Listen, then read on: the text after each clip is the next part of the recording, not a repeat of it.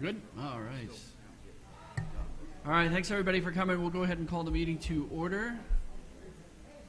This one's going to be a little different. We'll kind of explain the ground rules for how we hope this will take place. I'm sure it won't be exactly as planned, but in any event, we'll go ahead and open the meeting up to public comment. Anybody wishing to speak, if you could come up to this podium off to my left.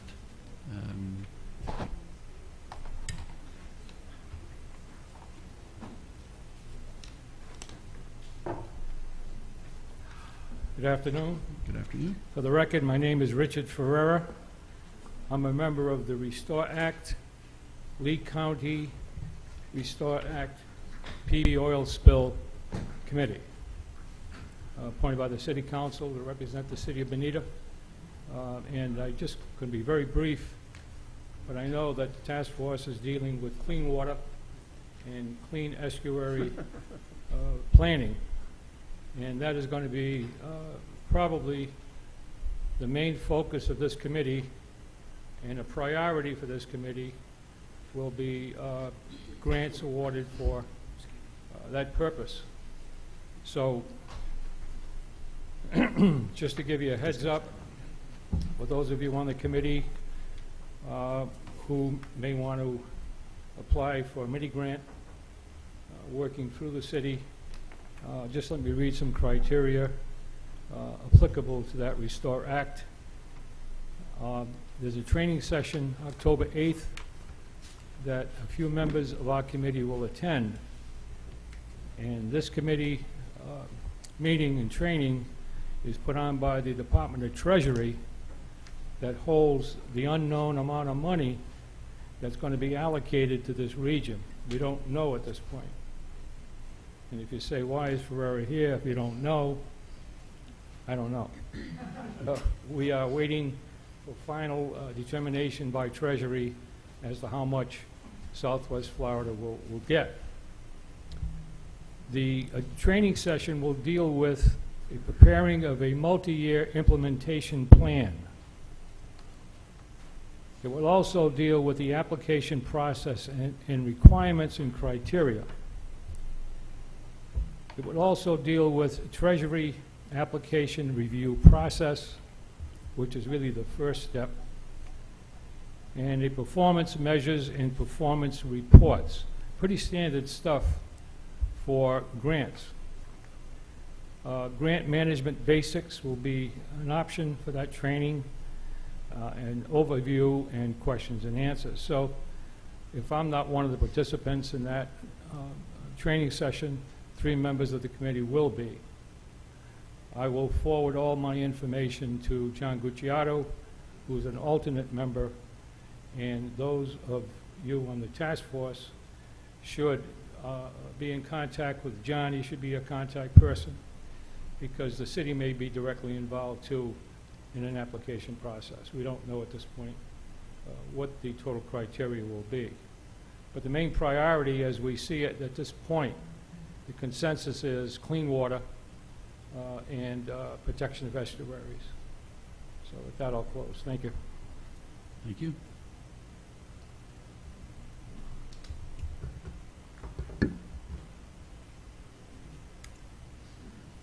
Charlie Strader, Bonita Springs.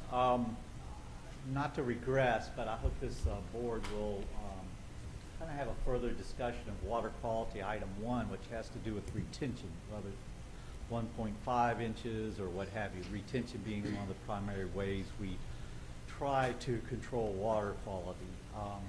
As you may have noticed, Dr. Serge Thomas mentioned some of the design that we hope to achieve, 80% of this, 40% of that. Well, how do we actually do that? And maybe more importantly, or as important, what are we achieving now in the new developments as we see scattered throughout Bonita Springs and all these maps? So we really haven't got to some of the basics yet if we want to control that. And then what is going to be the water quality standard? Is it 80%? Is it 95% because it goes into impaired body, the Imperial River, and straight into the Estero Bay? So I just hope we have a little more in depth into that before we start too many recommendations. Thank you. Thank you.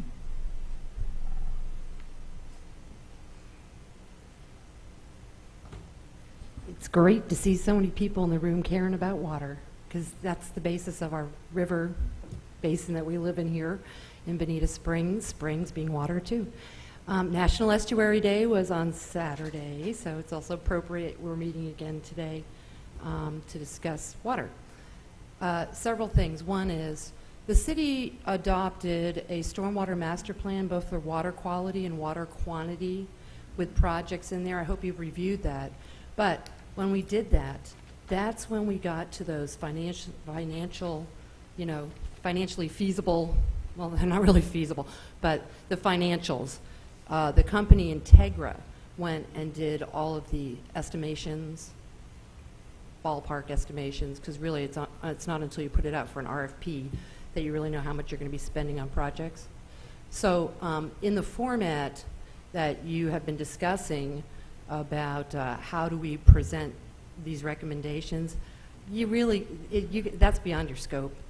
You know, you can't really determine what the cost on these projects are going to be. That's going to be for the professionals, the engineers, the company, you know, that's going to possibly do that for the city or companies when they put that out. So number one. Number two, there's so many variables about how long this could take. I'll tell you, I started working on getting Oak Creek cleaned up when I first got on city council in 2006, and they'll be doing the last groundwork next year. So it took almost 8 years to get the funding. And that was just, you know, $500,000 squeezing out of the governors, both Chris and Scott. So, hey, give them both credit.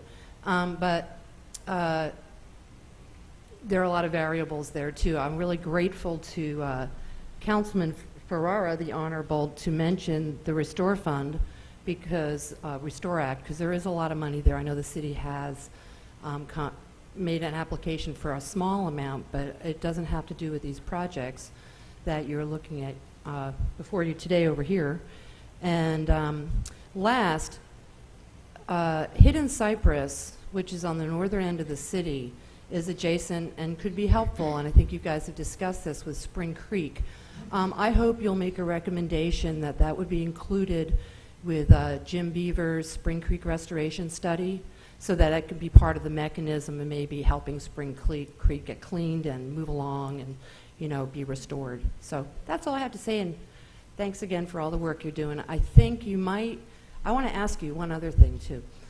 Would you consider, and this has nothing to do with John Gucciardo because he's done a good job, in the last few meetings, maybe getting one of the public works staff who is really involved with water. Both Dave Liccardi worked for DEP, and he might be able to help you craft these recommendations, or Brad, because Brad is really the city's water guy now, and he's super terrific, smart. So you might ask if that's available to, if that staff time is available to you to assist John in helping with that. So thanks very much, and rally forth. And that was Martha Simons, for the record.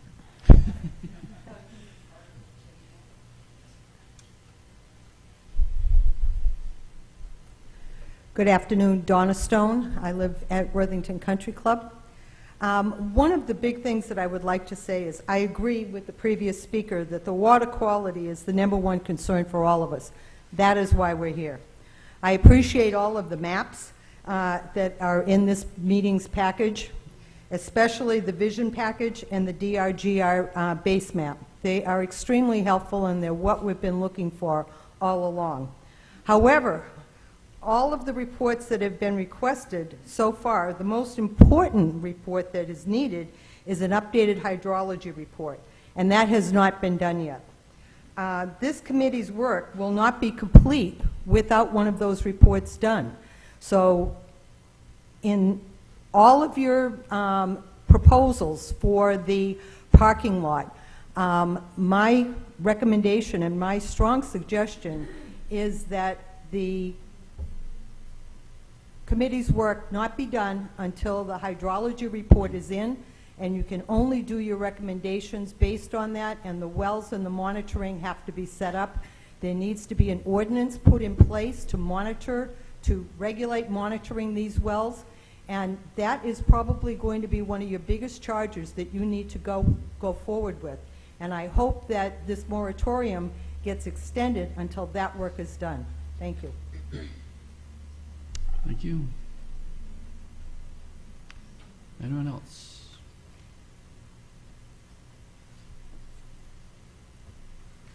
Carolyn Gallagher, Bonita Springs, for the record. I wasn't intending to speak, but I got a little nudge from Martha. I'm speaking on something that I've been speaking on all the time, and it's water monitoring and future vision. And I believe that Kevin Irwin gave us a very, very good road ahead in his plan. He has laid out collection of the hydrology data, as two other people have mentioned before me. That seems to be the basis of anything we can do in the future in Bonita. If we have that data, we can go forward with modeling and know where we stand and base it on hard data. That's very important. It's also very important for our well field protection, because then we will know how big, how small an area we need to leave for the well fields. So I just want to say that also that Nicole has done a wonderful job on what she's done with the maps and the projects. The task force has also done a wonderful job in parking lot issues and so on. And I'm going to go back and say that all of those things are great, but without the hydrology data, we cannot really evaluate those properly. We need that first. And it would be a very terrible thing to go out and do a project, put money into it, and find out that we've done more harm than good. I think the data is what we need first to decide that we are doing more good. So I appreciate this time to speak. Thank you so much. Thank you.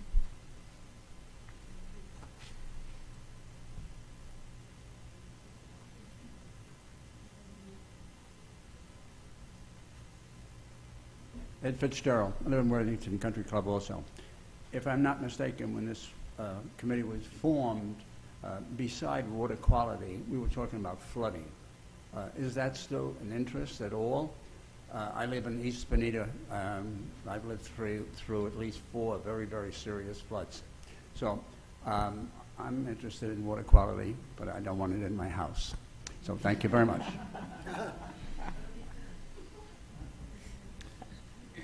Anyone else for public comment? All right, seeing none, we're going to move on. Thank you. All right, I've got some suggestions for how we're going to do this. First things first, I think on this corner of the table there's some name tags. If everybody could please have a name tag, it'll help us tremendously with identifying your comments and kind of knowing where your comments are coming from. So if you could please have a name tag when you're participating, that would be helpful. We'll do the same. We'll all have name tags so you can know who to yell at.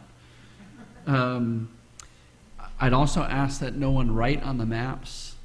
We've got sticky notes, and if you've got a comment, have one of the task force members facilitate attaching that in the right place, or if it's just a general comment, we can take those down on a piece of paper.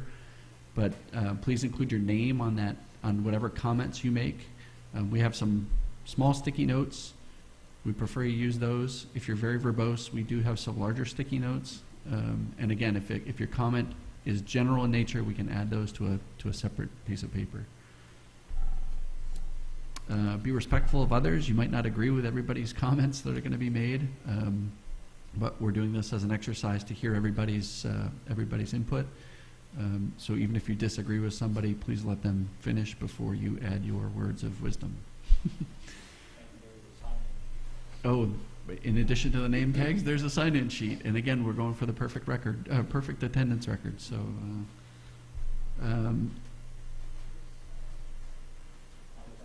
Back table, okay, great.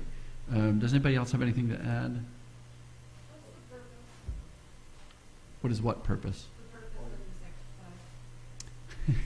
Audrey has something to add. The purpose of the exercise is to get us all around talking about the maps so that we can actually point to specific locations. Sitting behind the dais here, we're kind of at a little bit of a disadvantage to be able to participate and interact with people. We could do that one-on-one, but we can't do that as a group. So Nicole started this through her efforts at the Conservancy, and we just decided it was probably a good exercise for everybody to participate in. Audrey? Thank you. For the record, Audrey Vance, City Attorney. I just want to go over a few additional ground details on this. This is what is being referred to as the roundtable meeting. The memorandum that I sent John Gucciardo, some of it applies, some of it does not apply, because now the group will be going as a group over to the maps and working together. John Gucciardo does have tape recorders to try to pick up the communication. The minutes will probably be more, it won't get all of the different information because there will be different people talking at different times in this, but this is a fact-finding exercise by the members of the Water Strategy Task Force with the residents and the citizens to try to get all the communications as to the maps. There are a variety of maps, and I'll let either John Gucciardo or anybody else go through and explain the different purposes of each map.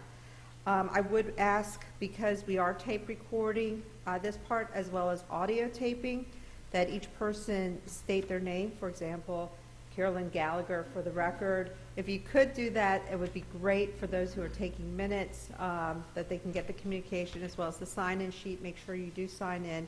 I do have some elected officials here. Fact-finding does not apply to elected officials, and I do not believe the meeting was noticed for elected officials.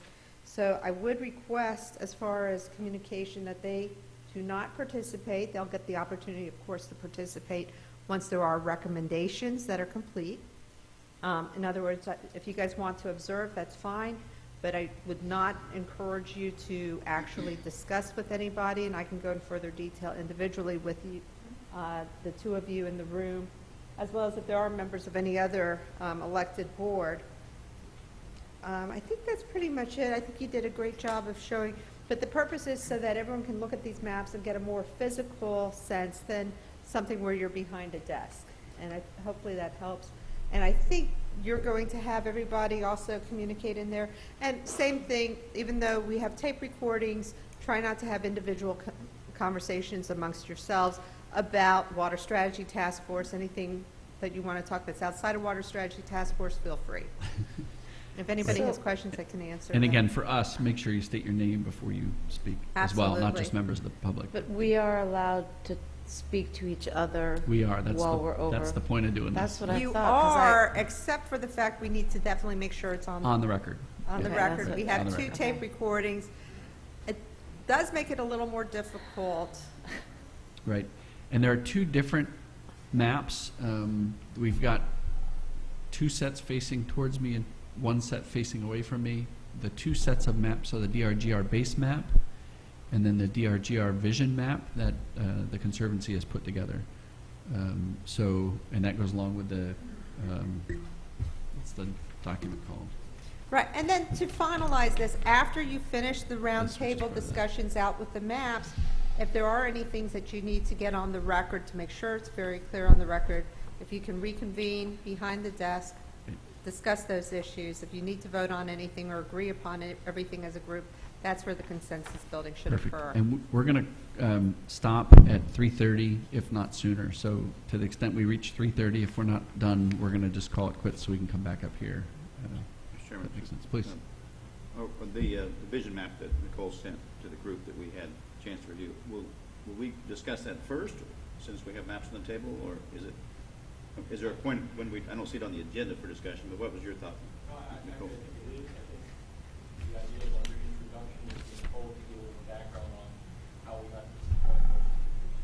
Oh, And okay. what I'll propose to do is just standing up at the microphone, if we could maybe put the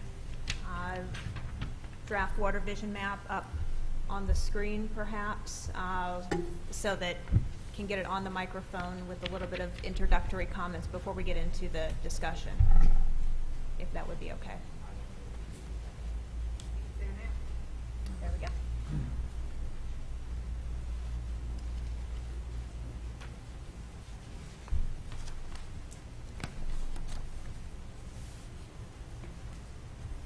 up here so I can better see the map. Thank you for allowing me a few minutes of introductory comments on this. I wanted to just kind of give you the history of the genesis of this map and some of the things that it does, some of the things that it does not do, because in my various communications with the public, I think there were some misunderstandings about what we were proposing, what the map was, so I just wanted to make sure that everything was out there and hopefully providing a good foundation for discussion. The genesis of this map really began when the Conservancy took advantage of Eric Livingston being down in Bonita Springs to present to the Water Task Force. As he's from Tallahassee and doesn't get down here very often, we asked him in the morning of that workshop day, or that meeting day, to sit down with Conservancy staff and with a couple other technical experts, Roger Kopp, Jim Beaver, Ananta Nath, who is a retired engineer with the Big Cypress Basin of the South Florida Water Management District, and our Conservancy staff, to really look at, essentially do an exercise like this. Take a look at a base map of Bonita and say, what are some ideas that you as technical experts have about what could be done, or at least studied, for improvements to the DRGR. And from that exercise, everyone marked on the map, and it looked like it was a really good work product. So we decided to go ahead, put it in GIS form. When it was in GIS form, we decided we probably needed to have a little explanation for what the various blue areas were and green areas, so we created some text that corresponds to each of what we're calling elements in the map. And I believe that at the July meeting, I informed the task force that the Conservancy was in the process of doing this. It wasn't ready, but we would share it when it was completed. From that, some of the landowner reps contacted the Conservancy, asked if we would sit down and share with them what it was that we were doing, and we said absolutely. We have shared this information with everyone who has wanted to sit down and talk it through. So we met with some of the landowner reps. They gave some input, some of the feedback we did incorporate. Once Kevin Irwin had finished his work product for the city, we sat down with him and asked him some of his thoughts and comments. So this is really, it's kind of a living document. It's still very iterative, and I doubt that this is in its final form. I'm sure it isn't. But just in looking at what everyone thinks about various concepts out in the DRGR. So it began as a compilation of ideas from technical experts, but certainly the technical experts that gave input do not misconstrue that they endorse or approve this map in its entirety or any portion of it. We just use their information, and I hope we made that clear in the document that this is not an endorsement on their part of the map. So in looking at what we've done here, really this map is what I would consider to be conceptual in nature. We're not saying that this should be adopted as it's drafted today, but it does contain a series of potential water projects that could be looked at, and I don't want to say studied, but really ground truthed and taken to that next level if it's deemed that something that the city would like to do. Just because there are lines on a map, we're not saying that that is the right location, size, or appropriateness of any one specific project. That's always the problem with putting lines on a map, but these are just ideas that are going to have to be really vetted much more before any one of them could be pursued. Again, I think that at the task force meeting in August, the task force was considering additional ground truthing, and it's something that I think the city does need to look at, and hopefully we'll have more discussion with the task force on that. Not more studies, but really looking at what the water is doing out there subsurface, and where it's at in both the wet season and the dry season. So when I say ground truthing, it's really what Kevin had proposed of sinking the monitoring wells and figuring out exactly where those water levels are now compared to where they were historically. So before I give just a brief synopsis of the map and what it does, I think I want to be very clear about some of the things that it does not do, because I think that's what caused a lot of heartburn and confusion in the community.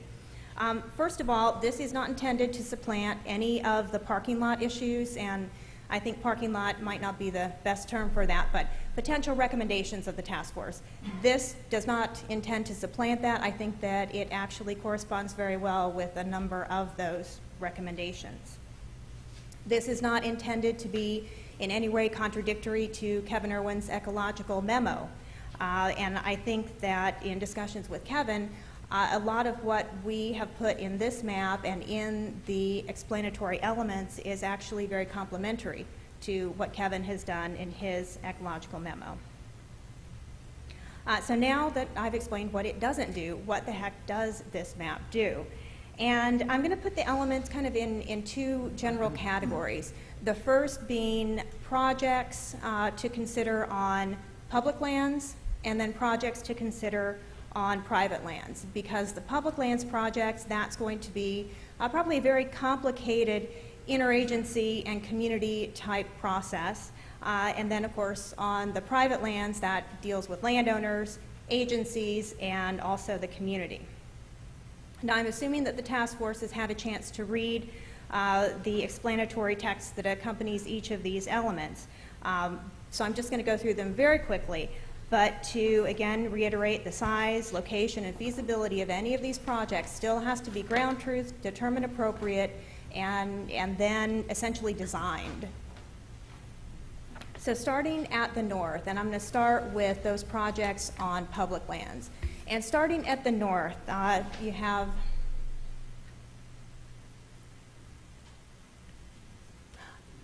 number 8, 9, sorry. Are you sure? Sorry, my distance glasses, I can't read with my distance glasses. So we have numbers 8, this is better, 8, 9, and 3. And that really deals with how you start getting water back to a more natural hydrologic regime in the Hidden Cypress Preserve area. It considers the potential of taking some of the water that is now pooling up in the southwest corner of Edison Farms, connecting back to rehydrate Hidden Cypress Preserve, and potentially getting that culvert in at I-75. It was part of the initial interstate design, but it was never constructed.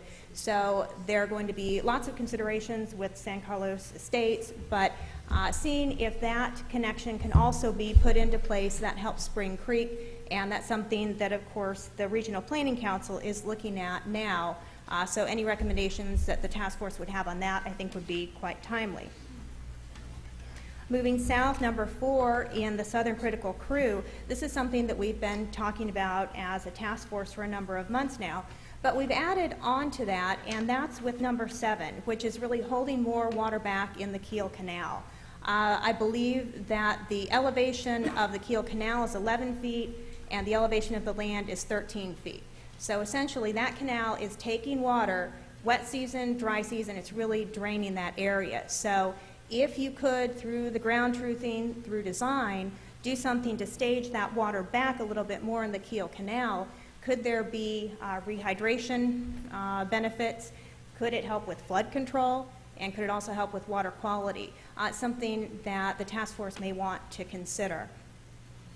Then moving west, number 5, rehydration of Pine Lake Preserve. Again, this is something that we've been talking about for a number of months and is going to need coordination with Lee County because it is one of their 2020 parcels. We've suggested that hooking into any kind of redesigned Kiel Canal could be beneficial to the Pine Lakes Preserve, and also having some sort of redesign of the ditch swale system along Bonita Grand Drive. Is there enough right-of-way to do some plantings or something that could slow water down without exacerbating any kind of flooding issues, but that would help to both maybe get some additional rehydration and also to do a little bit more water cleanup. So something else, again, to consider as water is going into some sort of redesigned Pine Lake Preserve area. Number 6, Jefferson Flowway. I considered this in one of the public property parcels, even though there are private properties there. But the idea being that Riverine Basin, I think, is going to naturally rehydrate if more water is held back and your ground table levels start coming back up. Number 12, encourage additional willing sellers to participate in 2020 or other acquisition programs. We know that this area floods now and it's going to continue to flood, so giving landowners the option of selling is something that we want to make sure is available and easy to do.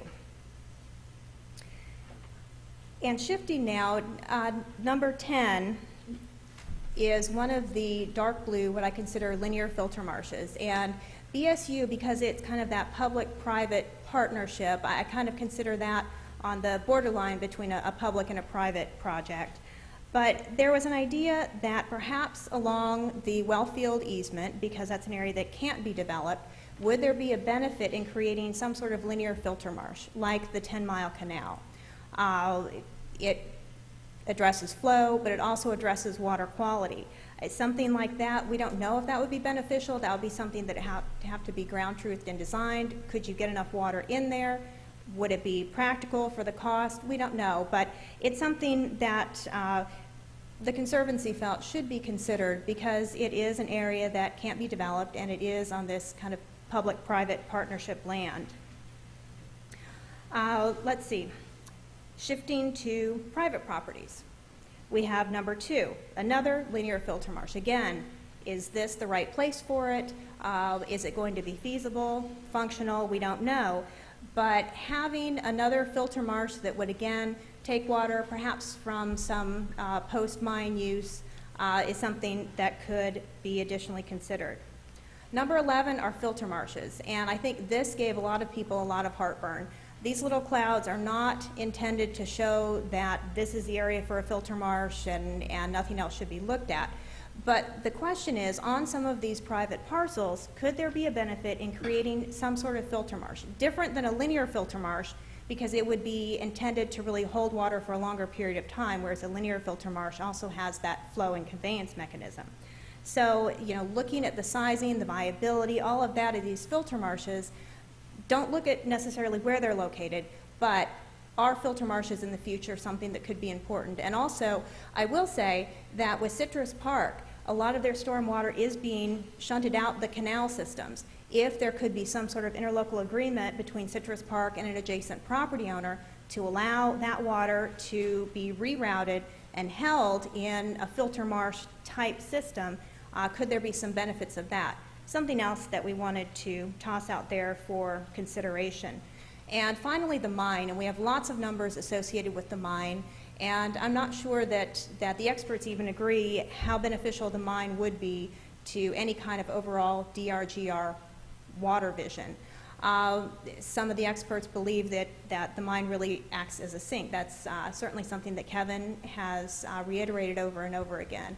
Others have felt that, hey, for post-mine restoration or reclamation project, some things could be done. So with the mine, we left it a bit more flexible, but certainly left the opportunity to reconnect with some of that flow that's coming down through the Crew parcels and going out through the Imperial River. If some of that during those peak flow times could be diverted to maybe some filter marshes within the mine proper area, could there be some additional benefit to that? Could there be benefit in tying any of those mine lakes to a linear filter marsh? Concepts that certainly would have to be ground truth, but again, we wanted to put out there, certainly it should be good for some discussion purposes, and would love to get everyone's feedback. So with that, one final thing, we also had a line along Morton Avenue, just south of Citrus Park, and the concept was, would there be a benefit in taking some of the water that's maybe going south now and then taking it west into some of the canals that are a little bit to the north in the Imperial River? There may be issues of crossing watershed boundaries, so that might not be feasible, but we put that in there again as another discussion point. So I think those are all of the elements, and unless there are any questions for me, I appreciate the opportunity to provide this and to provide the map and the elements, and look forward to further discussion. Any other questions? Thank you. Questions? Good. Thanks, Nicole. Oops. All right. with that said, let's go ahead and start this exercise. I'll remind everybody if you can go get a name tag before we start. And John, you're going to be the recorder master? I will set the recorders, and then I think the only other question is whether or not task force is comfortable with using the idea of maybe sticky notes over there, so that if you want to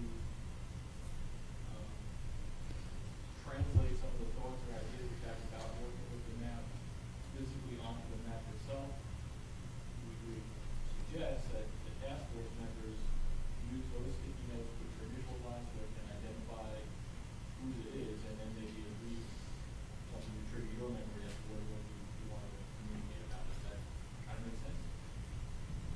Yep, that's fine with me.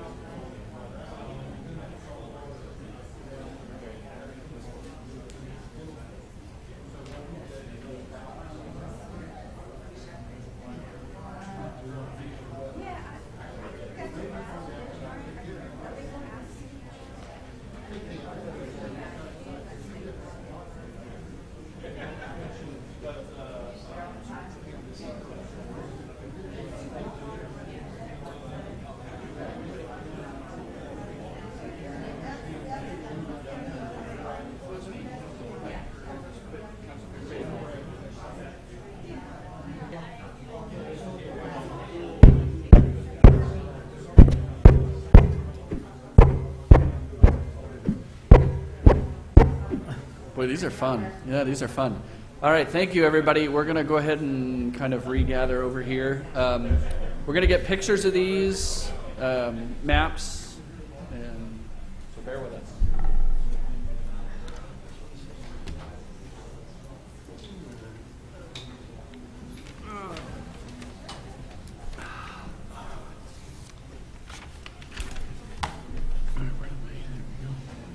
Peace. Those are sensitive microphones.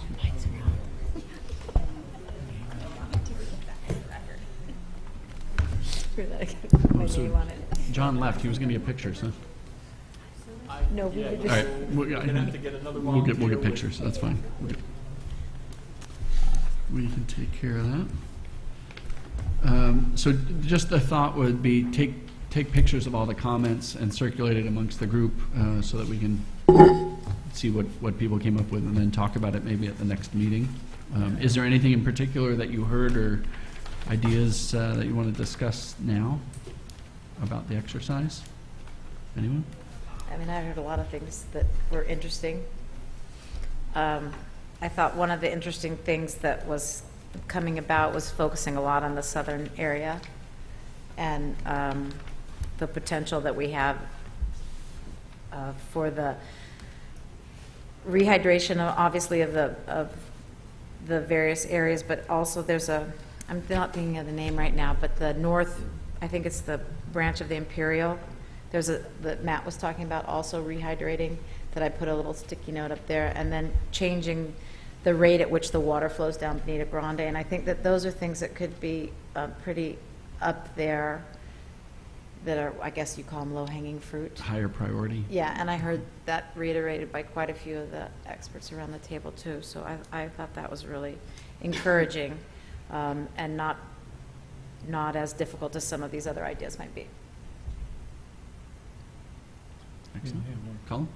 Yeah, one thing I think that would be interesting for everyone to know about, which you wouldn't know about it if you weren't around this part of the world in 1995. When we had that flood in 95, we had also had a flood in 92. 95 was the highest ever here, and that was right after the company that owned the flea market had started building the flea market. Or they were in their permitting process right then, I believe. And the Water Management District made them build that building up on stem walls. It's actually it's a building that you wouldn't know it if you went there, and you certainly wouldn't know it if you just drove by.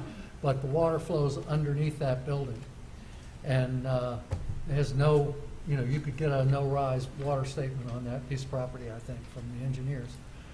Therefore, that's something I think we should do in the entire Bonita DRGR, is have everything so that it can get an engineering statement that says we have not contributed to the rise of the water. Interesting case in point. I hear a parking lot item there. Yeah. Fred? I've got two just real brief comments. One is, I think Nicole and the Conservancy and those people that worked on this did a great job.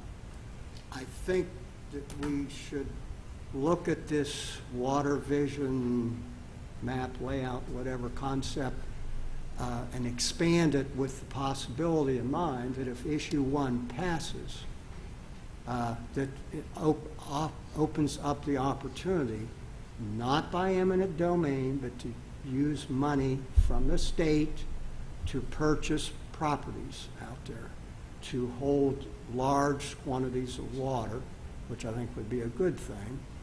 And I believe that we've now got our own congressman here, and I know he would be helpful in helping us get it, even though that's state money, and he'll be helpful in getting us federal money. I know that.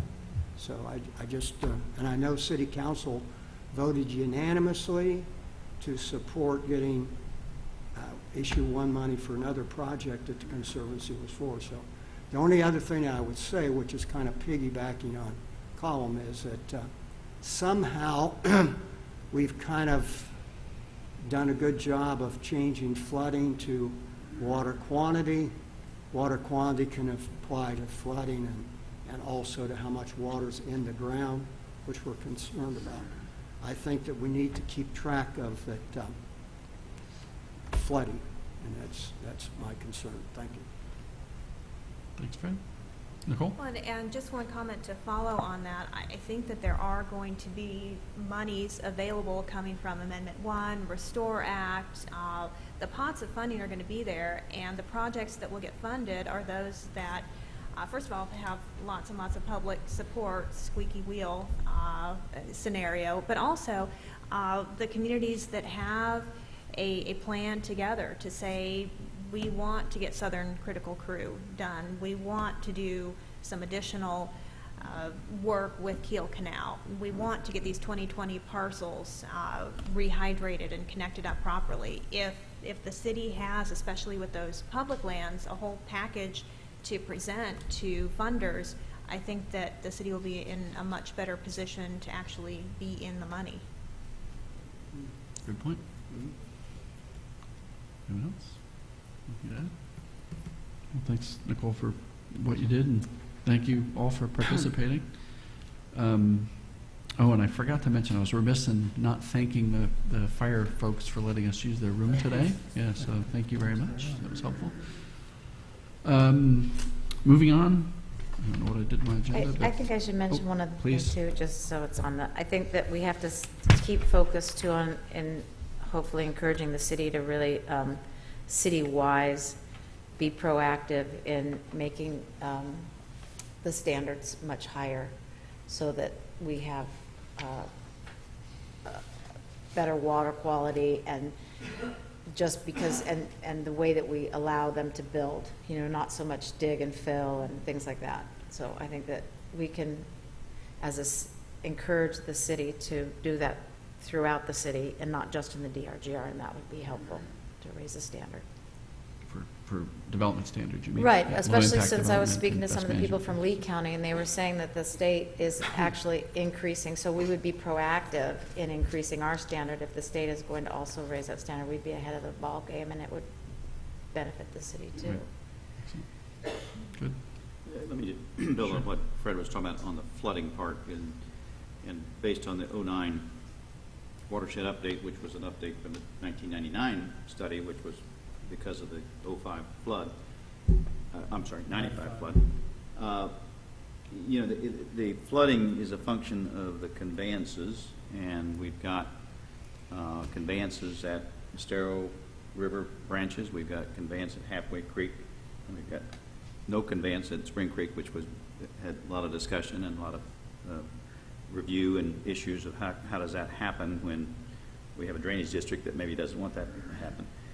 And then we have the other canals like Lightner and Rosemary Creek that can they take additional water, maybe not much, but so.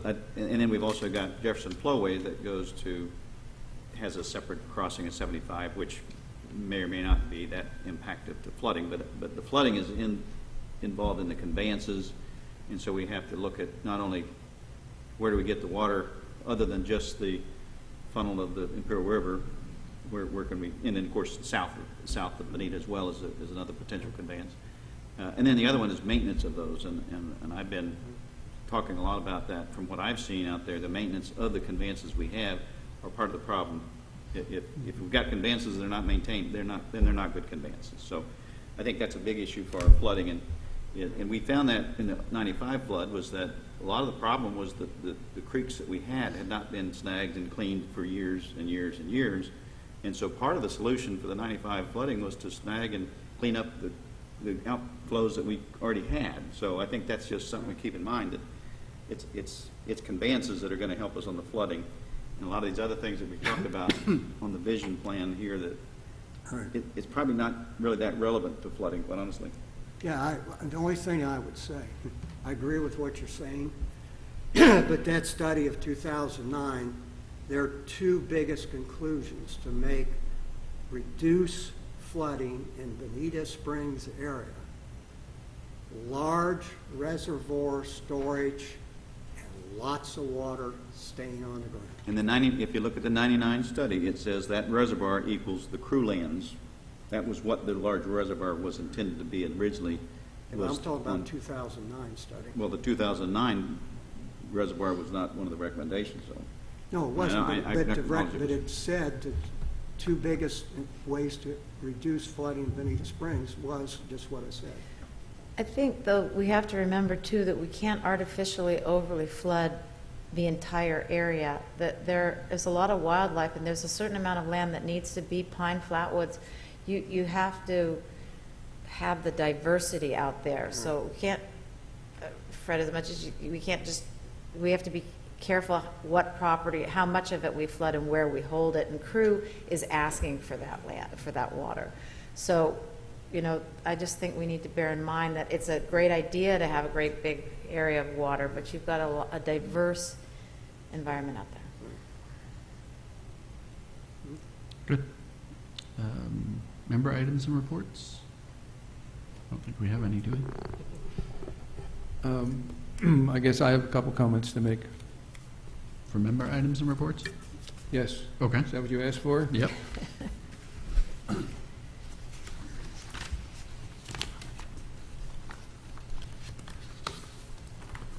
Yeah, I guess I wish we had an earlier opportunity to review this proposed report to Congress, to City Council.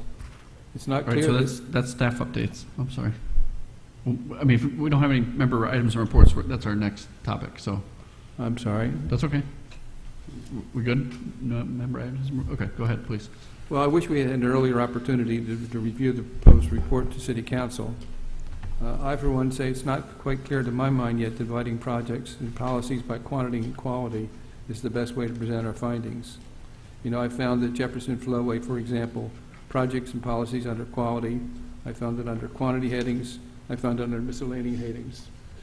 So I think if I was presenting this information, I'd like all the Jefferson Flowway stuff packed together, or all the Cypress stuff packed together. And Dave, I think you're missing the proposal or the proposed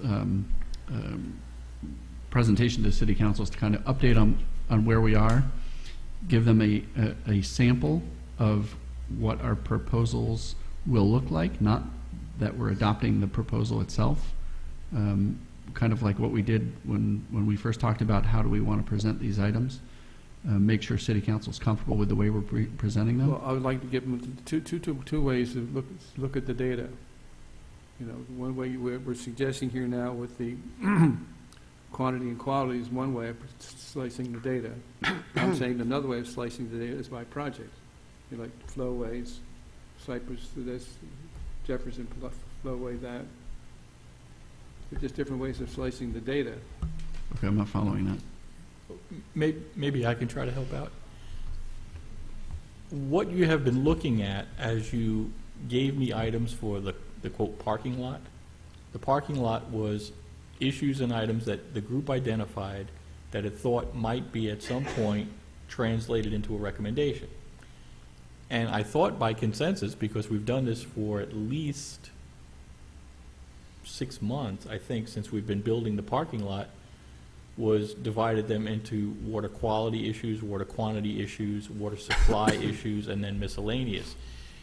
That's just a way to organize them in terms of presenting them to the task force. What you guys do with that is certainly up to you. In other words, you're right. If the Jefferson Flowway idea shows up in multiple ones, I don't expect you to make multiple recommendations that all say the same thing under different categories.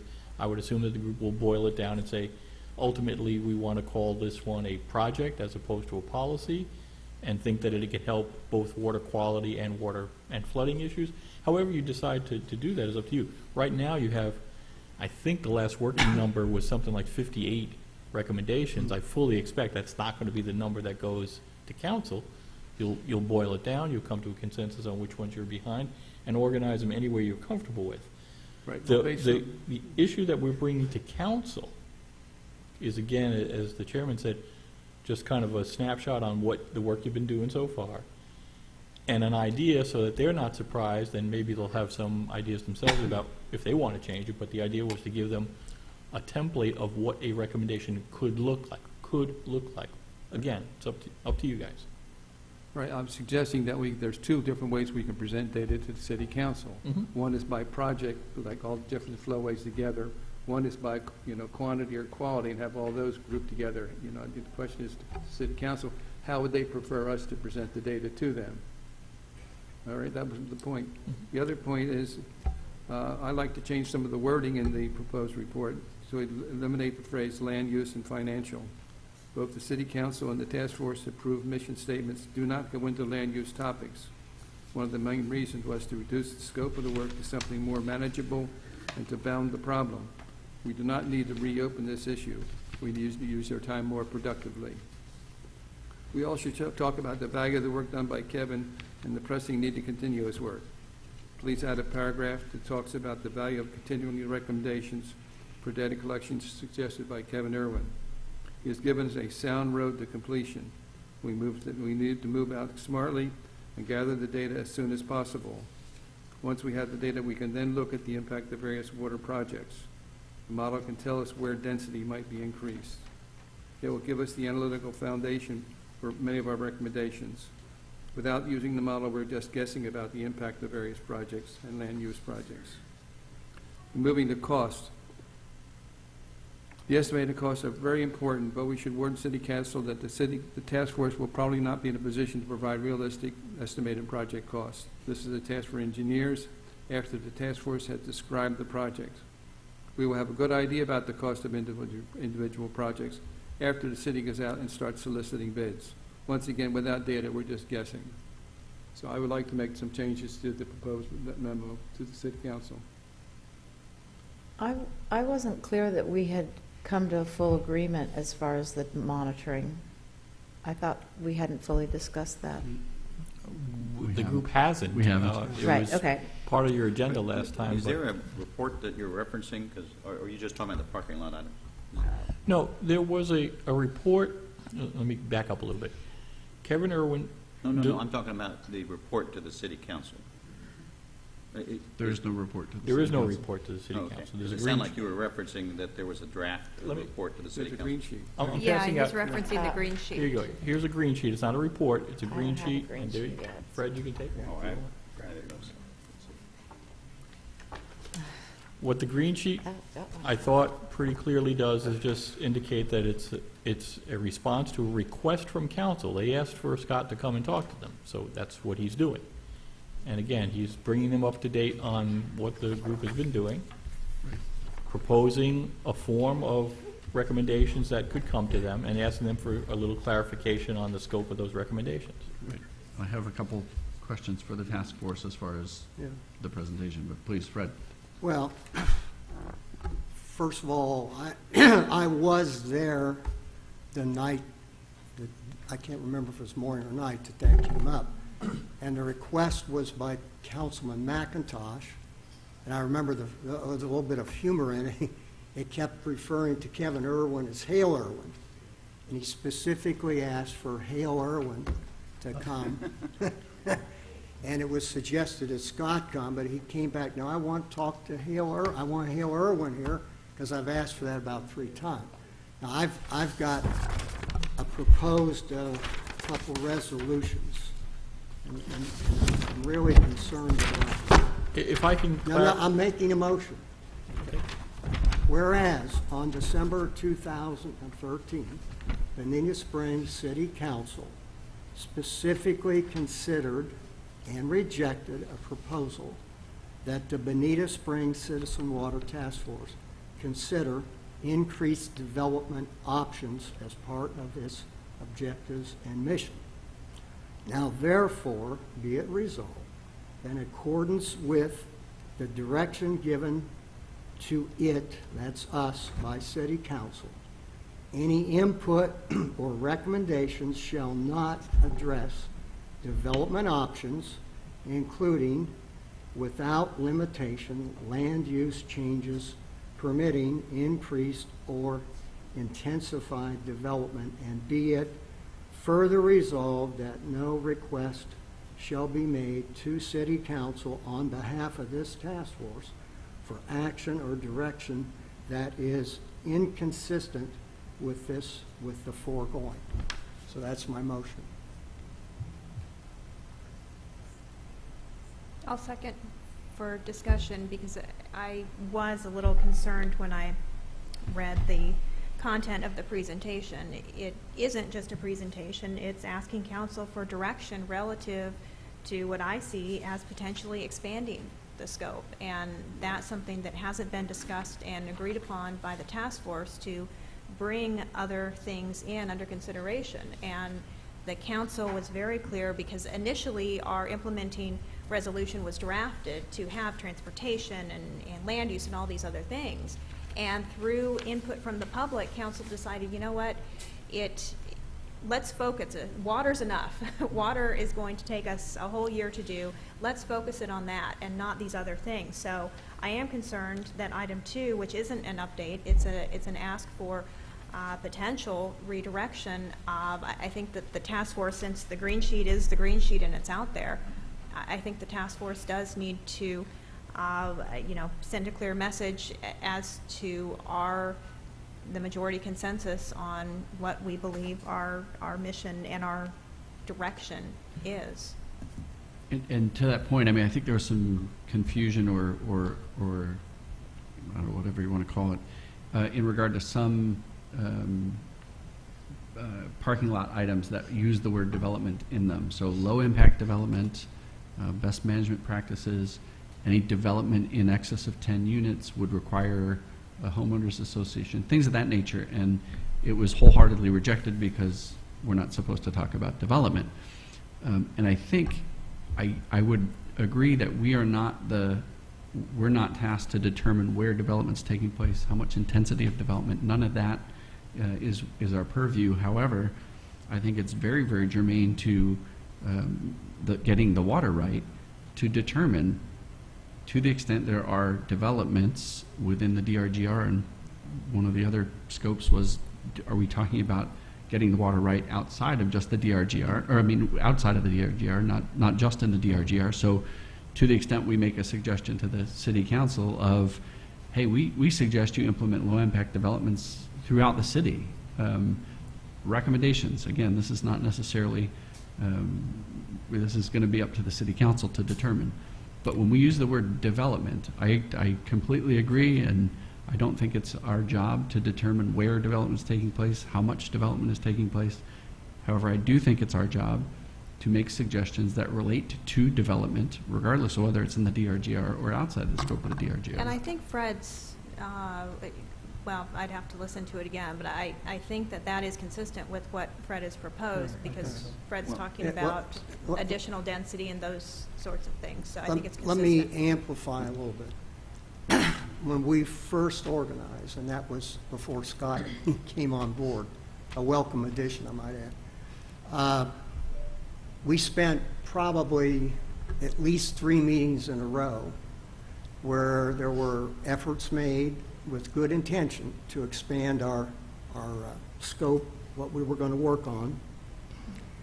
And we made a motion. In fact, I think I made the motion, and it passed by majority, that we would not do that unless at least 6 or 7 months went by. 7 months went by that we've never revisited formally doing that.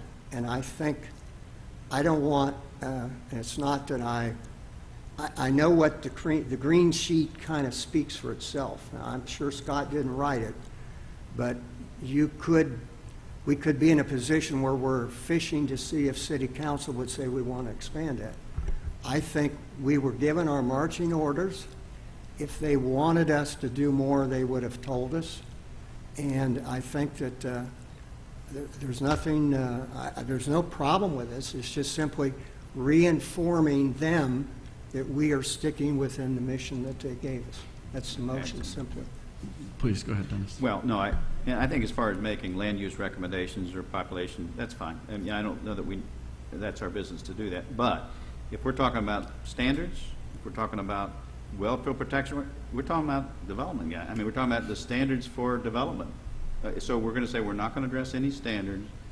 And I know when former Councilman Simons said, we want you to come up with what the standards should be. Hey, that's talking about development standards, guys. Mm-hmm. So I don't know where you want to go with that, but a lot of this stuff that we don't need to get, and I agree, we don't need to make ourselves a land use recommendation body at all, that's fine. But if we're gonna talk about standards, we're talking about development standards. Let Hang on, me say hang on, this. Fred. What I'm trying to make sure that doesn't happen is that we go and give them the impression we're asking them. I am not precluding that as we do our development or our recommendations, for example, the comment that Nicole and I think Tori made, that we need to recommend to the city increasing the development standards and things like that. We can still do that. But we don't, I want to make sure that we don't go in there saying, tell us what to do. We're stuck here, we're wondering about this and all that. No, Fred, you're missing my point. What I was suggesting is we go to city council, they created us, the task force. With a mission. Understood. And explain to them that there's been some consternation among the group that when the word development is used in any recommendation, it's stricken so that because we're not supposed to talk about development. I would ask for clarification from city council to say, we don't expect to be a land use body. We don't expect to provide density, location, intensity of development, any of that nature throughout the city, let alone the DRGR. That's not our role. However, when we're talking about best management practices, low impact development, incorporating pervious pavement, that could have a traffic aspect to it. I want to make sure that city council gives us very clear marching orders in relation to the scope of our recommendations, because if it's truly limited to just water, I think we can get that done next meeting.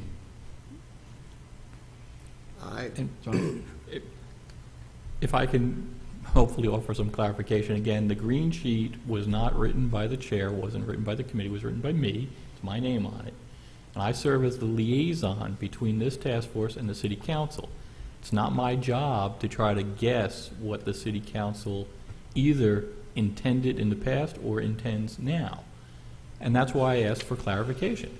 I've got about 58 recommendations, possible recommendations that the group has been working on, some of which there is obviously a disagreement as to whether or not it's within the scope of what you should be dealing with or not. All I'm suggesting is that while we have the council's attention, that we ask them for clarification on what their intention is. That should be a fairly easy thing for the council to decide. And again, it's not the group's decision, it's the council's decision as to what they would like to get from the group, and this is an opportunity for them to provide that clarification. Right. And let me just, one more comment, and I know Audrey looks like she's eager to say something, but one more comment. The first couple of weeks of the group, there was not, at least in my estimation, there was not an attempt by anyone or any group of people to expand the role of the group. It was an attempt to define the role of the group. And I still think there seems to be some disagreement or some non-consensus about what that might be. This is a prime opportunity, it's a perfect opportunity to ask the council at this stage in the game, before you get down to fine-tuning and articulating those final recommendations, are you on the same page? That's all we're looking to do. And if I may add, I'm just looking at the resolution, and I'm glad that John added it to the October 1st documents. And when you look at the objectives of the Water Strategy Task Force, there's 3 objectives. One is the one that you have been focusing on, which is good, which is the water and all the variety of different water and water-related issues related to DRGR, water management impacts to Bonita Springs. But also look at number 2 and 3, or B and C, which is you're supposed to look at a strategy for a sustainable course of action. So if you were looking at a systems management approach and you start saying, well, I'm just going to divorce ourselves from financial, I'm going to divorce ourselves from land use, I think that's not looking through a systematic approach, which is what council provided you direction in saying doing that. And then the second or the third objective, which is to let council know, hey, have the progress report, which is what's my understanding the purpose of October 1st. Scott will give a presentation as the chair of the task force, as council then has the ability to say, okay, that's enough on this issue, enough on that issue. Now I imagine by now they've all been lobbied on particular issues, but you know, it's up, again, John wrote the green sheet. It's up to John and Scott to go through, give that periodic approach and progress report, and council to give you more direction or less direction as they deem fit. But I would say you need to look at A, B, and C in your objectives as a group in order to make those determinations, rather than trying to pass a resolution to either bifurcate or, and I'm as scatological as anybody out there, but to separate issues so that it doesn't necessarily make consistency. And I think that basically, if we leave it alone, and we can work through all this, we can even have a category in our recommendations that goes into these other areas, and if they don't feel that that's in our mission at that time, they won't consider them. And Fred, I'd rather not waste our time talking about issues they don't want to hear from us. So I'd rather let's talk to council and get direction so that we can then move forward with the scope defined by the agency or by the city council which created us. Right, and that's where it says, as deemed appropriate by city council. And I think one of the things that we need to remember is there was a comment made or a suggestion in the parking lot not to develop any golf courses in the DRGR. That didn't seem to have anybody striking through it. Nobody seemed to have a problem restricting golf courses being built. There were comments made, don't let fracking take place. Those are land use questions. So we can't say, let's not talk about development, but let's talk about not developing out there. I made a motion. I'd like to see it voted on. I just Well, think that if we're we still did- in discussion, so does anybody else have anything to discuss about the motion? I'd like to hear it again. 'cause I'd like to make a comment again. Part of the thing I'm talking about here in summary for the council is what the good work we've done with respect to Kevin Irwin's report and data gathering and where we're heading in the future. I mean, how much time it's going to take, how much effort's going to be required, and where are we? And do we need to get money from city council to finish Kevin's activity? I mean, that's a large chunk. Well, and I have that on my should be- I have Kevin Irwin's scope of work as my next item, but I think we're discussing the, Putting let's this in define, report, right, let's this- define We're what. telling city council what's happening with respect to the Kevin Irwin report. Well, we're not there yet. It's on my to-dos to discuss that, but All I we're, have is the green sheet. I don't hear any mention about Kevin's work in there at all, and that's disturbed me. That's why I brought the issue up. we're not hearing it yet because there's a motion. We're discussing the motion. All right, we're in the middle of something else. I'm sorry. So would you like to repeat So your can you vote? repeat your motion, Fred? And is there, and Why don't I give everybody a copy of it? that would be helpful. I'll try to be just as simple here. Let's see. Yeah, here it goes. Should be enough. Uh-oh.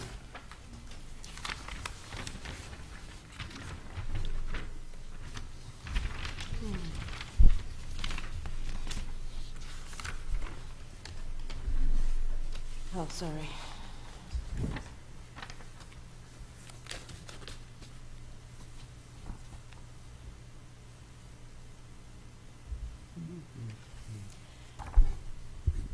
Was there an official rejection of a proposal that the Bonita Springs Citizens Water? Here's what happened, and I'm sure Audrey will give you what she recalls of it. Twice, at the November meeting, and once at the November meeting, and once at the December meeting, there were attempts to amend and expand the mission, scope, whatever you want to call it, of the Water Task Force. By whom? There was no, I don't Yes. have the recollection of this that you're talking about. I'm very uncomfortable with this right now. It was specifically, one of them was to expand it to where we were to come up with recommendations that would balance ecology and getting the water right with That was the development. moratorium. That was not the resolution for setting up the task force. But it was still rejected by, Yeah, my recollection is that had nothing to do with the task force, it had Right. to do with the moratorium. no, it had to do with both. I mean, it was both things. Are you talking about when we were trying to define when we all were supposed to figure out, I'm sorry. Mission statement? A mission statement, right. Are you Yeah. talking about the mission statement? Yeah. Well, the group didn't even meet until January. No, I'm talking about city council. November, December, John. Not remembering. Well, Okay. It happened. In fact, I believe Dennis submitted at least one of those proposals. No, I think I did on the moratorium, I don't recall. Yeah, it could be, but it would be, we're working kind of a combination moratorium water task force. Plus, we made a motion at this water task force, which majority supported, that we would not expand the scope. I don't remember ever having, because the argument has been all along, and we've decided not to talk about it until later after we heard so much of the study, was as far as if we didn't address any development options at all, then we couldn't discuss about feasibility of being able to succeed with some of these projects, because a lot of the input that we've gotten has been that we have an ideal opportunity to bring in a public-private partnership that would allow us to create more financial stability to be able to accomplish some of these goals. Right. So the feasibility part that I've been kind of hammering on for a while, there was like, wait, we won't talk about the money side of it yet, never negated any fact that there would be any discussion of development. And I agree with Dennis, if we can't talk about it, then we can't talk about low impact development, we can't talk about better best management practices.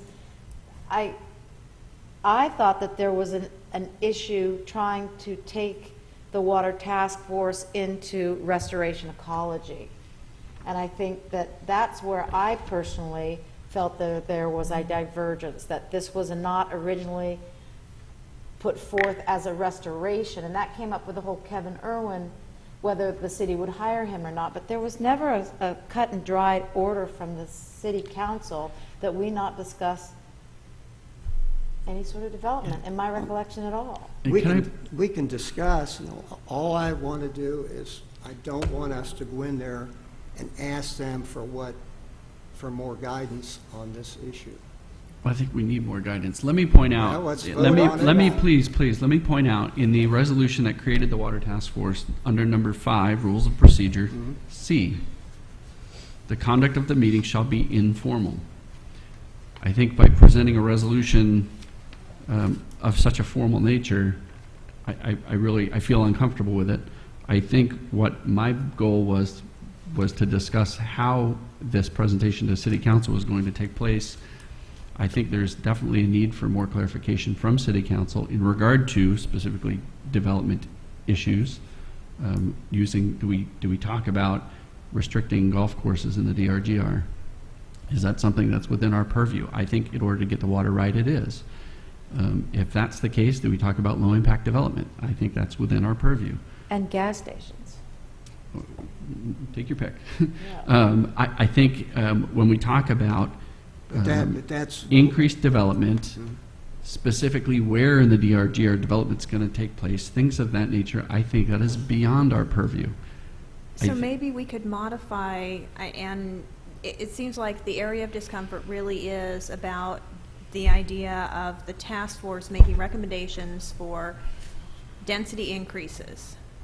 So perhaps we could just focus down and reiterate the task force position that, yes, we want to look at BMPs and low impact development, but we do not believe that part of our task is to be looking at increases in density and that type of development and land use. I mean, I think there's consensus on that, so perhaps that would clarify And I think you could even say a golf course is a global fracking, even though that didn't seem to get much traction, at least at this point. I feel those are global Hold on. issues. And that falls in line with what Nicole was saying.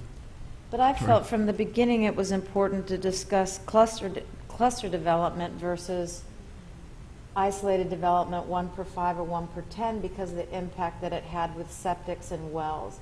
And so that does bring in the idea of, I mean, at least in my mind, being able to think about the fact that if there's a low impact development that clusters in an area rather than having that sort of East Golden Gate 1 per 5 sprawl, you know, these are things that would come into us actually making recommendations to the Look- city to, Let me make one last attempt to explain this.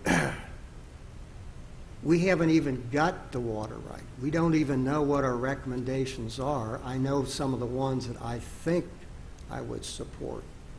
You can't be talking about development till you've got your strategy on what you need to do on the water.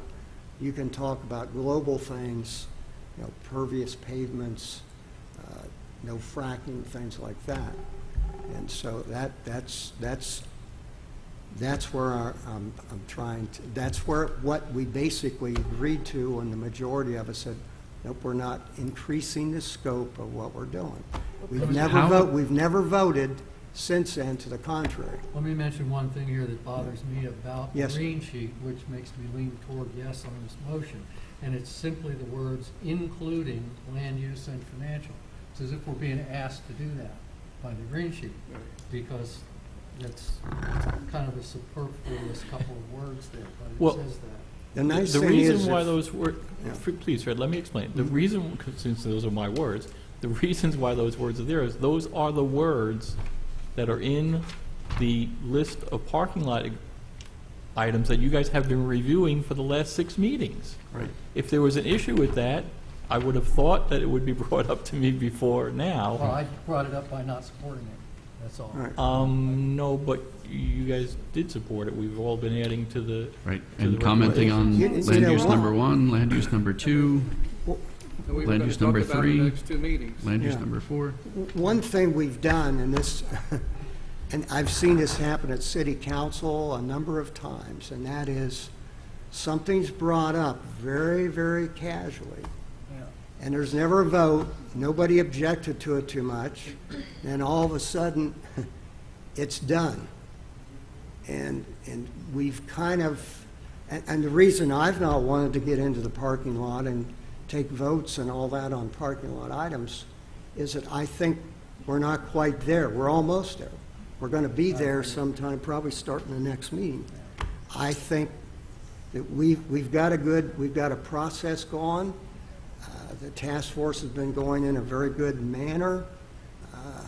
And I think Kevin Irwin did a great job for us on the work that he did. I think Nicole has made some good steps for us on what she's done. And I just, that's the intent of my motion. So I would call for the question. No, I had- There's still discussion. And Yes? just another comment. On your middle paragraph or sentence, I guess it is here, I think as I said, as far as recommendations for specific development options, yeah, we can say that's not part of it. Land use changes, yes. I'm fine with that, actually. Yeah. If you want to do that, that's Yeah. fine. But to say we can't provide input, your word input in there, that's like saying you can't talk about, we have to have the input to have intelligent recommendations on the water issues, whether it's low-impact development or even some of the things that's in the vision plan that the Conservancy proposed. I mean, there's some recommendations for filter marshes and things that will involve public-private partnering that's not going to happen without, we don't have to say what those things might be, but we know in good and well it's not going to happen without the private sector input, which won't happen without Fred, some could land you- use considerations. Yeah. It's Could just you not gonna strike the word input? I would Yeah. strike that, sure. Yeah. Yeah, I would strike also, the word I would input. just Yeah. say, would not address specific And I've development said options or that land use changes. Be done. once we get by this meeting, we're going to have some probably pretty frank and I hope productive meetings. We're probably going to have some 4-3 votes. It's hard to say which way the issues are going to come out.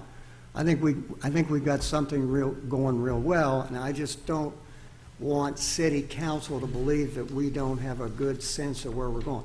Does that mean we can't consider some of these things? Does that mean that we couldn't, if the majority of us wants to put something in on some of these topics we're talking about?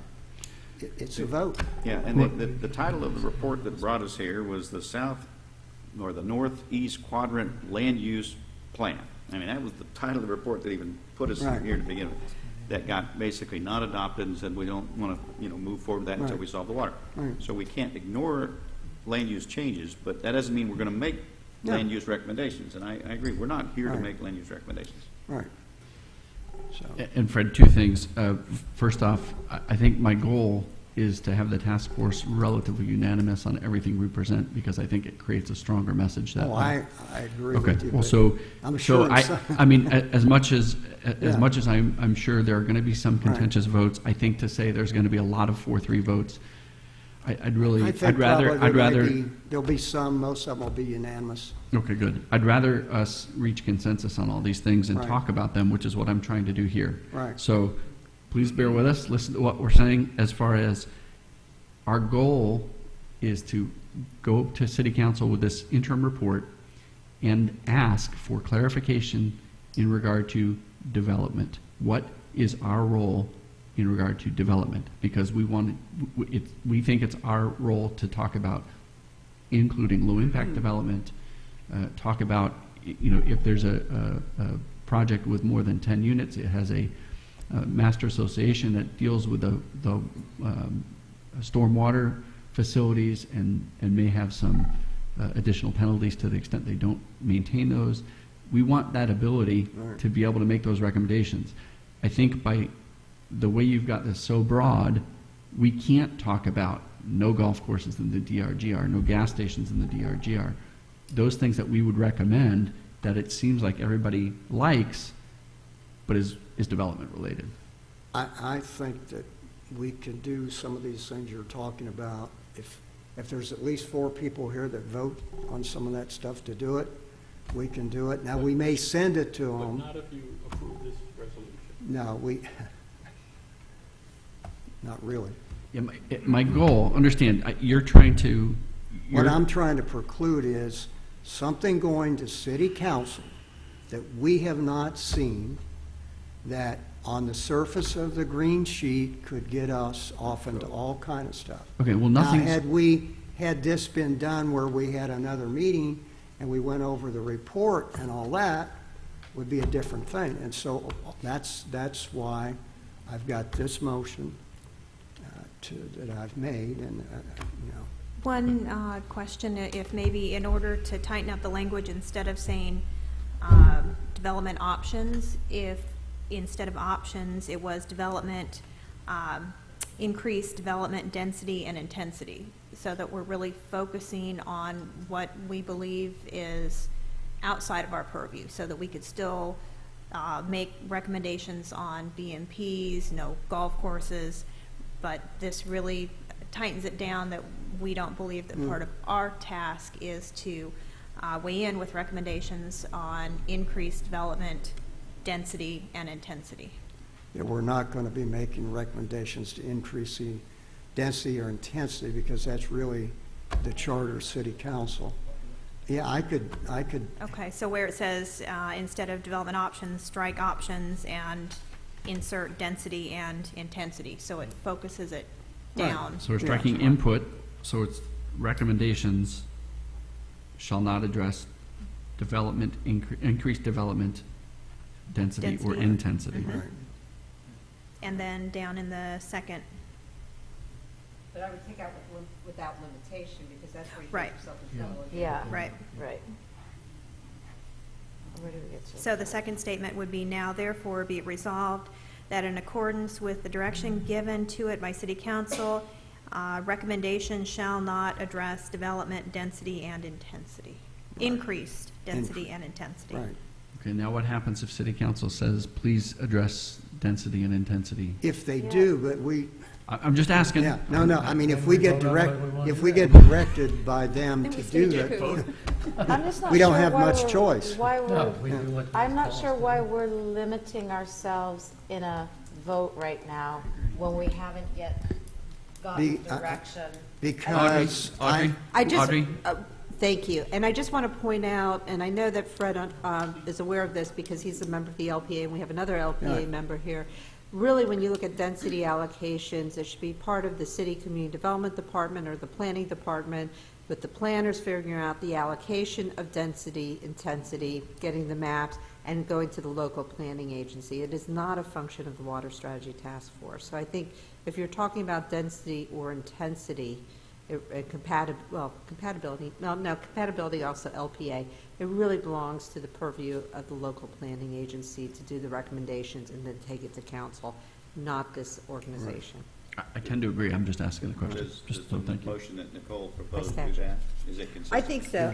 I think by changing it, taking out the, consider increased development options and change it to consider increased development density and intensity, how Nicole read the second paragraph, got a typo in the third.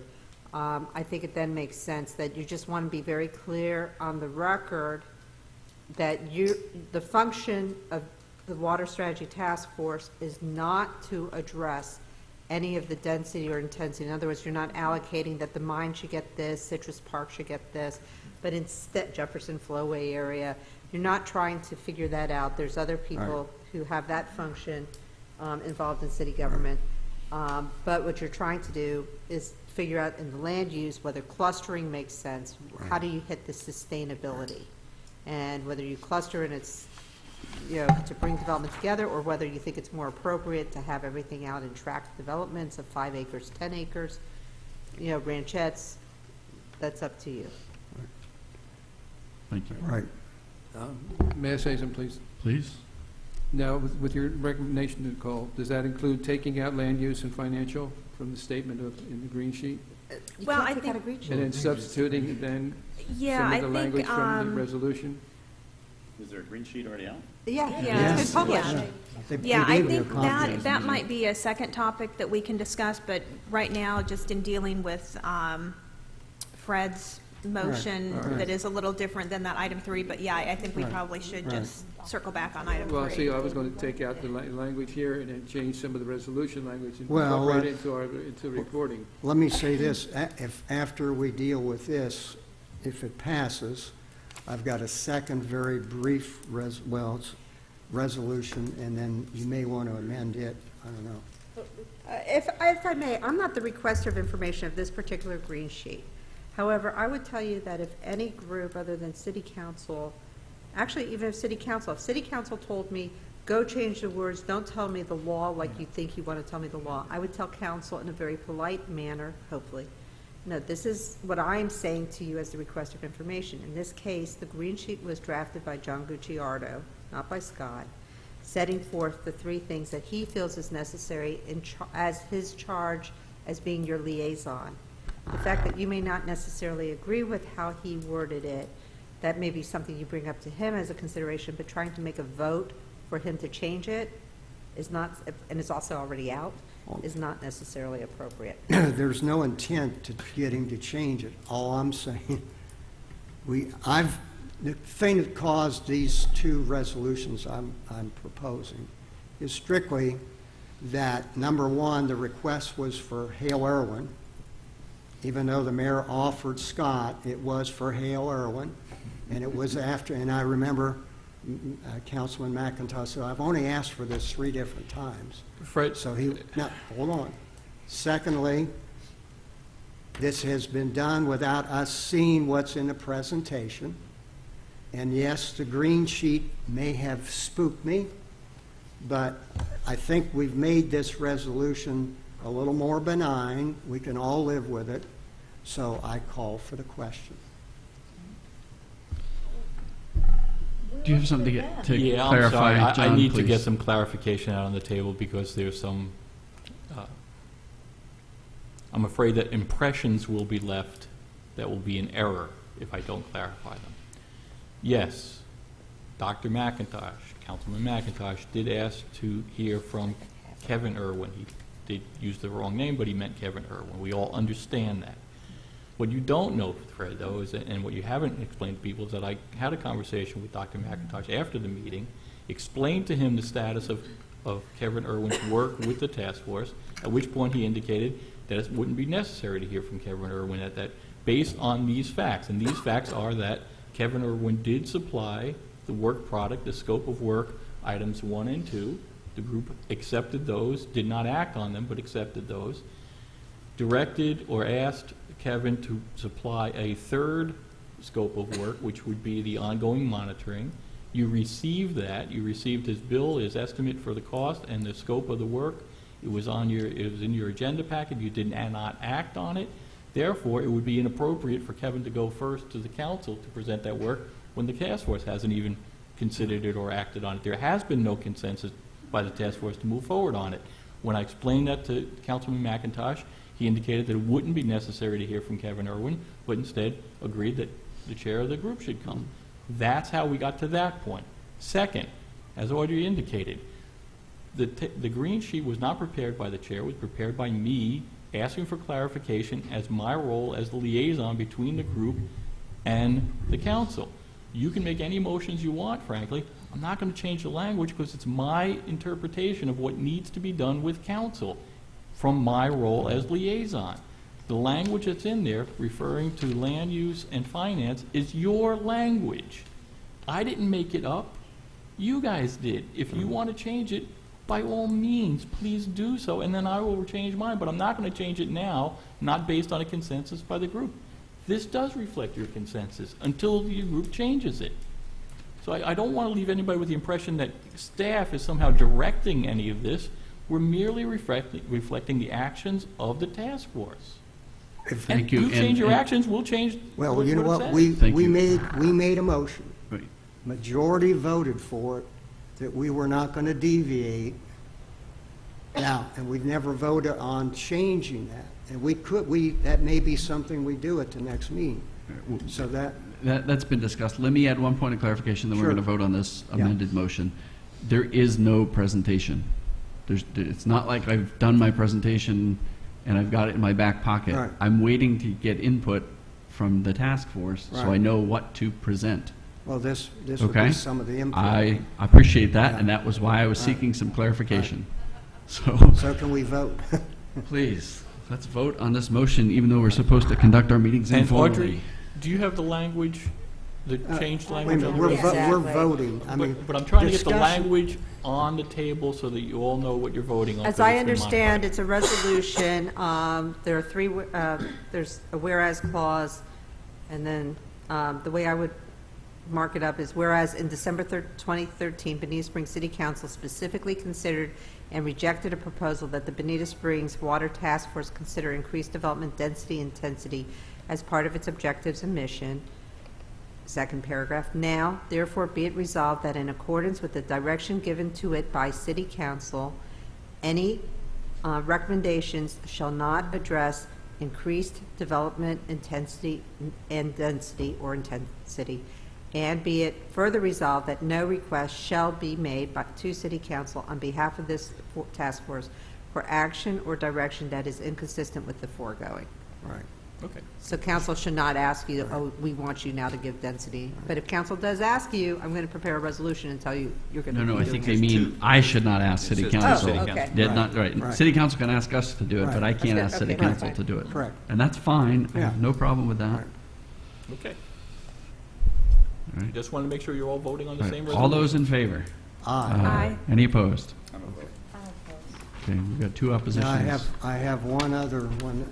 Hopefully, it won't be as lengthy as to discuss, but whereas Bonita Springs City Council in Resolution 13-078 requested that the task force, quote, provide input, quote, and a strategy for a sustainable course of action to address water-related issues, and whereas the format of those deliverables will be of necessity a function of the substance of the yet-to-be-determined recommendations, and it is therefore premature to mandate or constrain the format of those recommendations.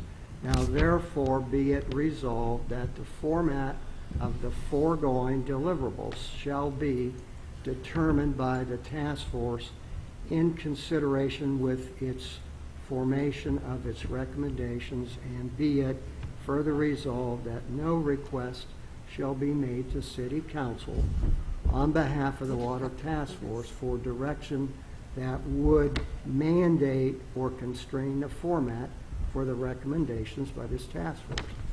That's, if somebody seconds it, we could have a discussion. I have not reviewed this language, and I cannot tell you what it means, so I would not make, Well, I mean, as a is there lawyer, I anybody can't who figure would it like to out. second that motion? Yeah. All right, sorry, Explain to Fred, ex- no second on that motion. We're going to move on. I think maybe that could be,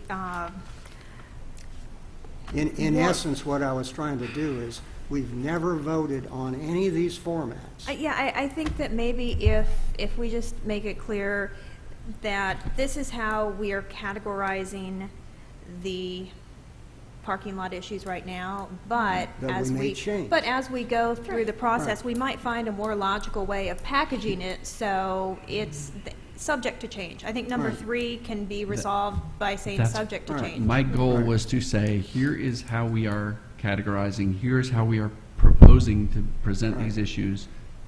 Is this okay, or do you have something different? Right, because they may have a different Right. idea, and So- we work for them. And we may have a different idea once we, hit our November meeting of, you know what, the way that the recommendations are unfolding, it may change. So And I if we would do, just- I'll go back and ask for permission to change them. Well, If we but get a do particular we- direction. But Okay. couldn't this be We don't have much subject time to left. change? Can what be subject? Will number 3, or are I think we- if city council says, do it that way and there's no deviation, then we do it That's- that way. That's my But fear. if you request, if you say, this is how Th- it's this is a- been, this is this is how it's been tentative. done now, but it may be subject to change once Right. we really dig into the recommendations, and is that okay? I would hate for us to be stuck because we decided. My intention is not to hamstring us in any way. Okay, and- so and just confine us as, to one as, maybe ask method. council Yeah, if if you- they're okay I'm- with the flexibility of If- subject to change. If I'm we could happy with that. If you present it, that this is tentatively how we're doing it, but. Super, we- Fred, thanks. Because Um, it could all be We have about subject to- 3 minutes, and Okay. I'd like to talk about Kevin Irwin. Yes. Right. And- Okay, so, 3 minutes? Yeah, well, 3 minutes. I'm sorry, No, we've we've gotta agreed to go. go for 3 hours, Yeah. and Yeah. we're going to be done at 4. So, so I think one of the things that city council would like to know is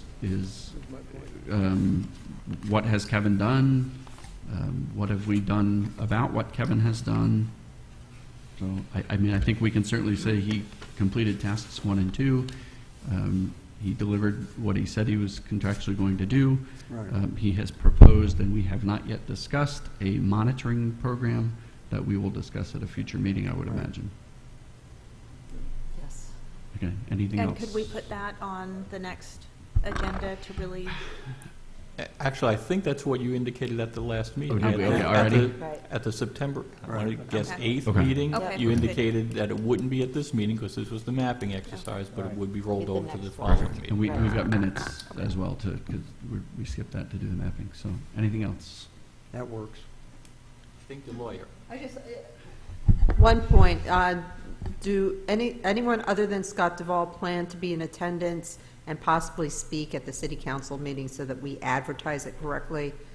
In other words, Fred, if you plan to be there, or Mr. Gallagher, and speak as a member of the task force, I don't want a sunshine violation, so I need to know. So I get a notice to the clerk, so we advertise it. Well, why, I mean, what's the harm in giving the notice? We don't, if you say I was going to speak or be there. Because and we I'm not- normally don't do it unless you guys tell us, so I want to make sure. Well, I'll be there. Thank you. And if I'm there, I usually speak. That's fine, then I can make Right, sure the clerk okay. knows, so I protect you.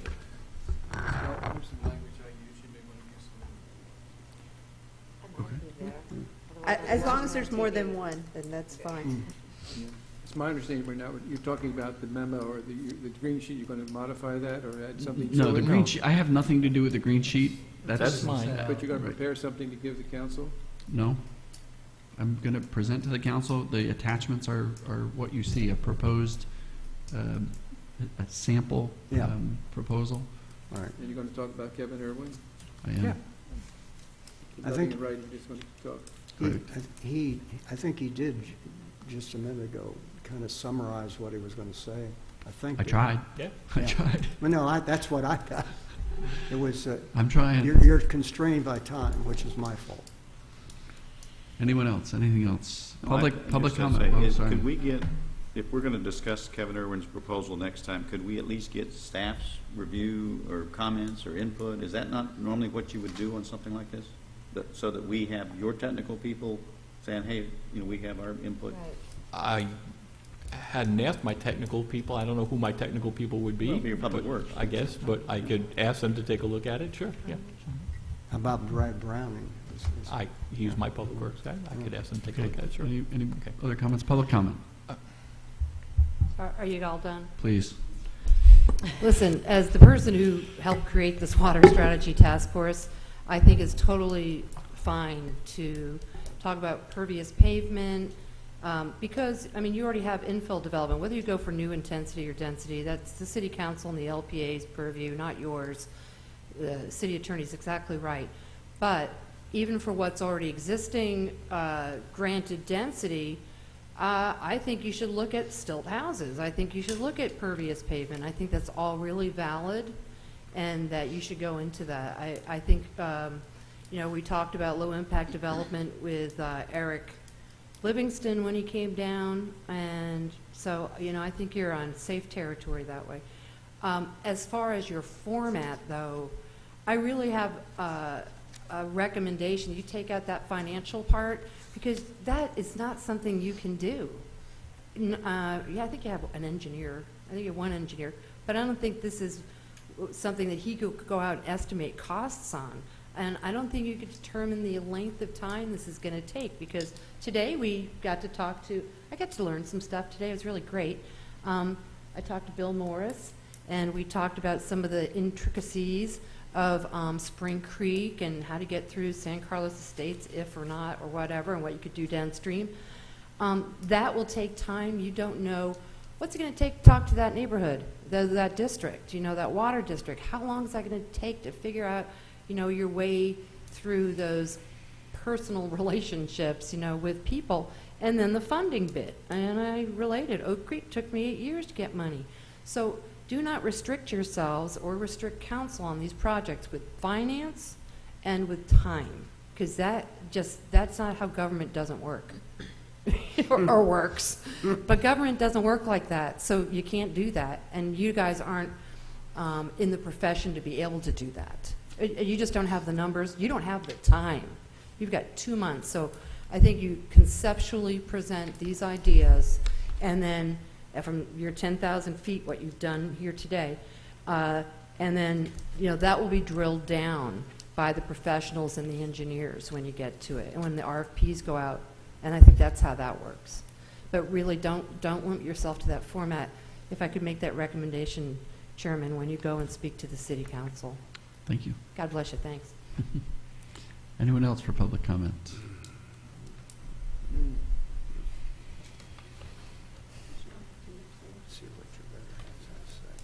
Carolyn Gallagher again. I want to reiterate what Martha said about the financing. When you hang development carrots out in front of people, that leads to influencing the elements and the projects that would be used to get the water right. We want to do that without the influence of the money. So don't choose the water projects by the money that they will provide. Choose them by their importance to the community for what they do. And also, some of you may remember when a year ago when I spoke to the City Council about encouraging a water task force, I asked for 3 years, because at that time I was thinking of not only just getting the projects for the water right, but how to deal with the density and the regulations and the zoning and all of those things. And it required more than 1 year. So limiting your scope is a very fine thing. That's all I have to say. Thank you. Thank you.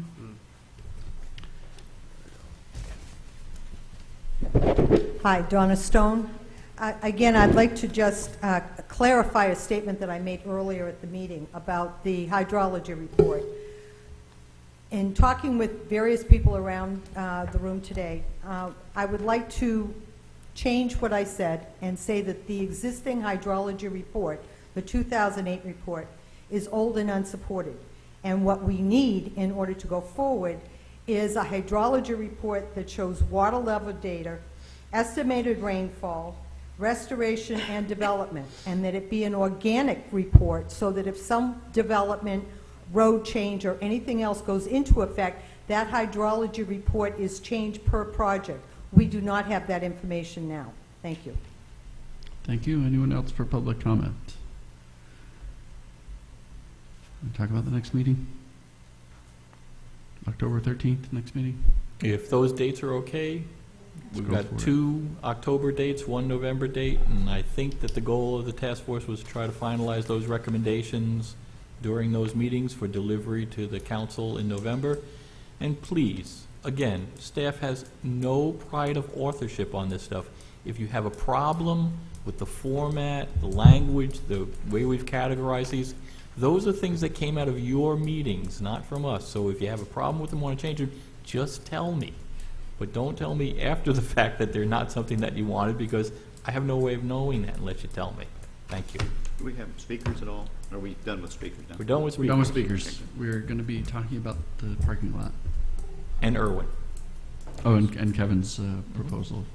And we'll try to also get the results of the mapping and way of, what we're going to try to do is get some electronic pictures taken of this and sent and made part of the packet so we can see the maps with sticky notes on them. And along those lines, anybody who's got a really good smartphone, John Dolmer took some pictures of the maps for me, but he did left before they were finalized. So anybody wants to volunteer to take some really nice pictures and send them to me, that'd be great. Great. Thank you all. We're adjourned.